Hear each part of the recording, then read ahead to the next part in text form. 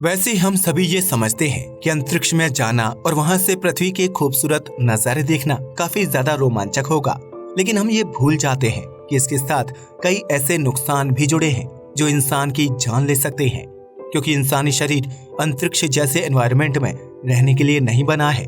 ऐसे में जब एस्ट्रोनॉट पृथ्वी से 400 किलोमीटर ऊपर अंतरिक्ष में मौजूद इंटरनेशनल स्पेस स्टेशन में रहने के लिए जाते हैं, तो वहाँ भी उन्हें अंतरिक्ष के इन खतरनाक प्रभावों को झेलना पड़ता है। और लंबे समय तक अंतरिक्ष में रहने से इंसानी शरीर में कई बदलाव आते हैं। शरीर में आने वाले बदलाव की वजह माइक्रोग्रेविटी और कॉस्मिक रेडिएशन होता है, जिसे एस्ट्रोनॉट हर समय अंतरिक्ष में मौजूद रहने पर महसूस करते हैं। पर वैज्ञानिकों ने अपनी हालिया रिसर्च में ये भी पता लगाया है कि इंसानी शरीर के साथ साथ स्पेस का इंसानी दिमाग पर भी असर होता है।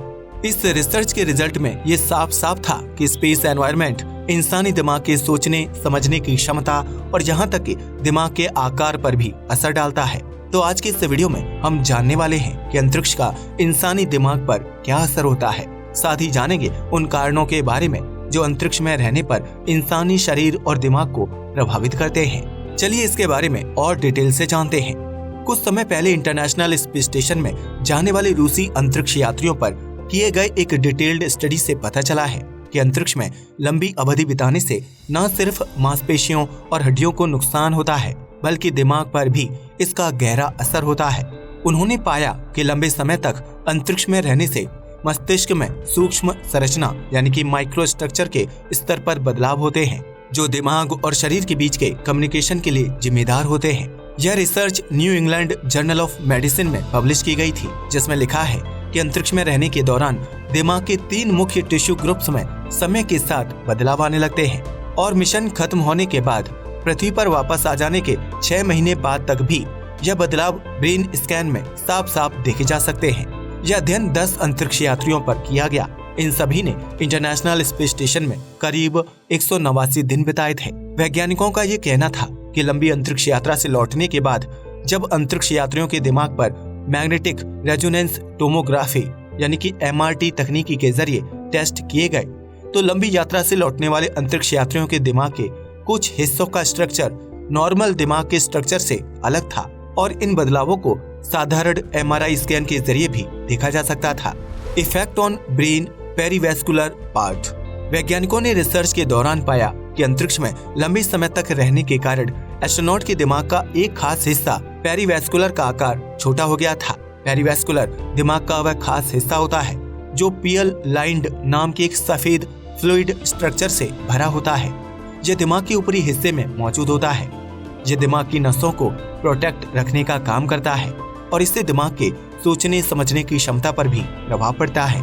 वैज्ञानिकों के मुताबिक अगर पेरीवैस्कुलर के आकार में ज्यादा परिवर्तन आ जाए तो इससे हाइड्रोसेफेलस जैसी खतरनाक बीमारी भी हो सकती है। हाइड्रोसेफेलस के अंदर दिमाग में नसों से ब्लीडिंग होने लगती है और यह एक सीरियस कंडीशन है जो ब्रेन डैमेज का कारण भी बन सकती है, जिसमें इंसान की जान भी जा सकती है। इसके अलावा हाइड्रोसेफेलस के चलते दिमाग की नसों में ब्लड क्लॉट्स भी बन सकते हैं, जो आपके सोचने समझने की क्षमता और मेमोरी को प्रभावित कर सकते हैं।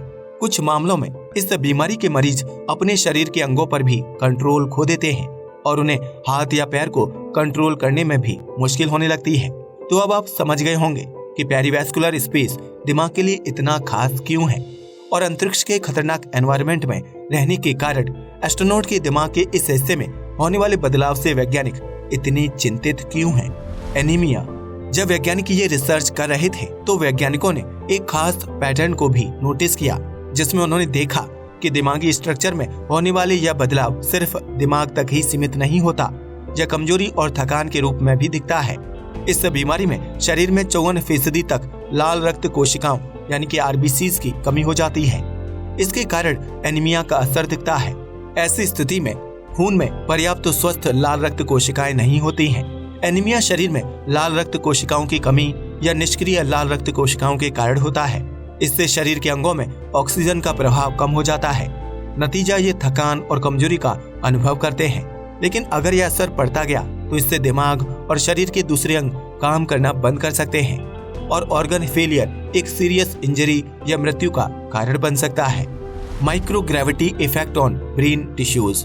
जर्मनी के लुडविग मैक्सिमिलियन यूनिवर्सिटी यानी कि LMU के द्वारा एस्ट्रोनॉट के दिमाग पर की गई रिसर्च में सामने आया कि जो एस्ट्रोनॉट लंबे समय तक अंतरिक्ष के माइक्रोग्रेविटी एनवायरनमेंट में रहते थे, उनके न्यूरो पैटर्न में बदलाव देखे गए हैं। न्यूरो पैटर्न इंसान के सोचने समझने की क्षमता और मेमोरी को प्रभावित करते हैं और इनमें होने वाले बदलाव दिमाग के लिए काफी घातक साबित हो सकते हैं। रिसर्चर्स का कहना है कि उन्हें मस्तिष्क में सफेद पदार्थ जो उसके शरीर के दूसरे हिस्सों से संचार के लिए जिम्मेदार है, में सूक्ष्म संरचनात्मक बदलाव देखने को मिले हैं। शोधकर्ताओं को ये आंकड़े डिफ्यूजन मैग्नेटिक रेजोनेंस इमेजिंग यानी कि DMRI स्कैन से मिले हैं। ये स्कैन एस्ट्रोनॉट के अंतरिक्ष जाने से ठीक पहले और आने के ठीक बाद में लिए गए थे। वैसे आपको बता दूं कि दिमाग के न्यूरॉन के कनेक्शंस में इस तरह के बदलाव कोई नई बात नहीं है। दरअसल यह नमनीयता या प्लास्टिसिटी तब भी आती है जब हम कोई नई स्केल देखते हैं या नई यादें बना रहे होते हैं या ऐसा ही कुछ और कर रहे होते हैं जो हमारे दिमाग के लिए नया है।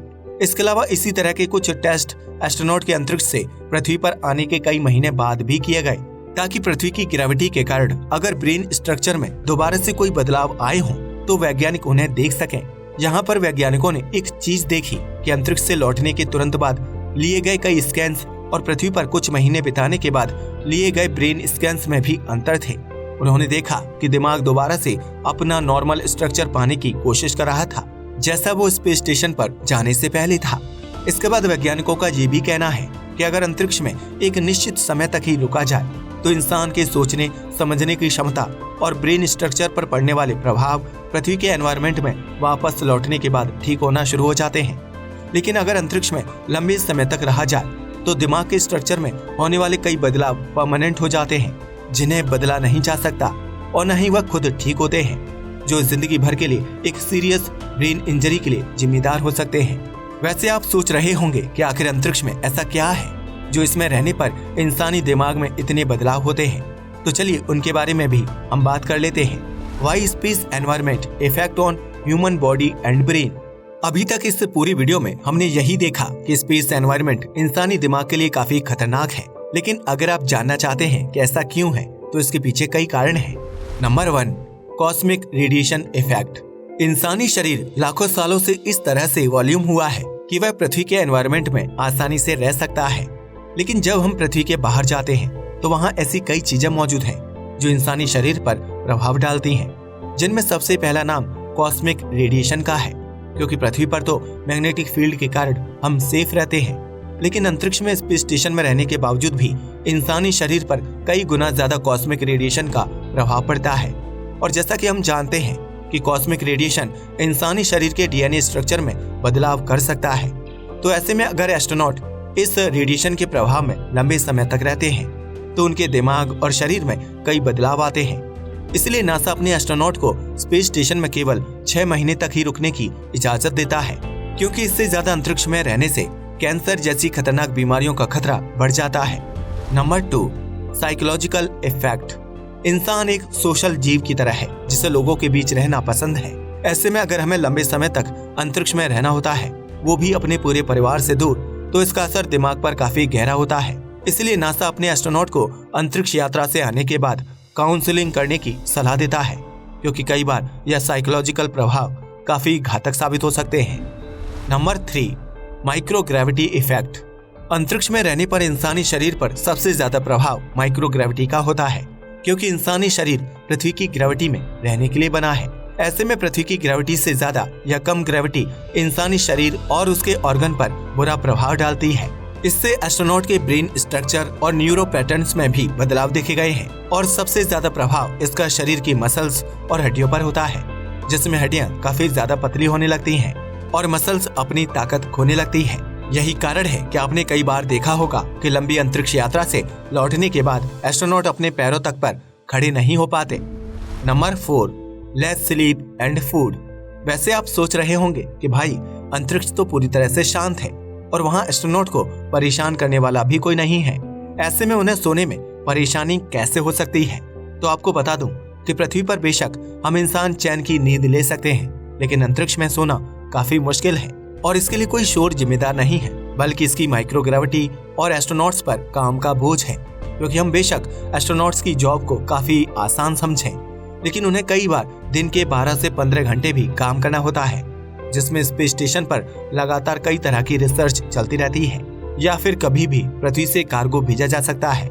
और सबसे बड़ी बात, माइक्रो ग्रेविटी में सोना काफी ज्यादा मुश्किल है।